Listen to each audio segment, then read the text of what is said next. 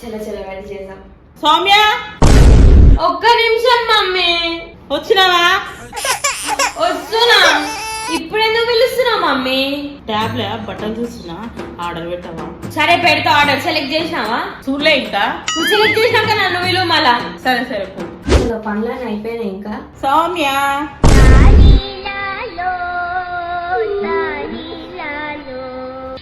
Middle పడ్డావు. మన సొంత చాయ్ తాగబుద్ధి అవుతుంది. ఇంట్లో పని చేసి నెత్తి బాగా వస్తుంది. చాయ్ ఎవరు చేస్తారు?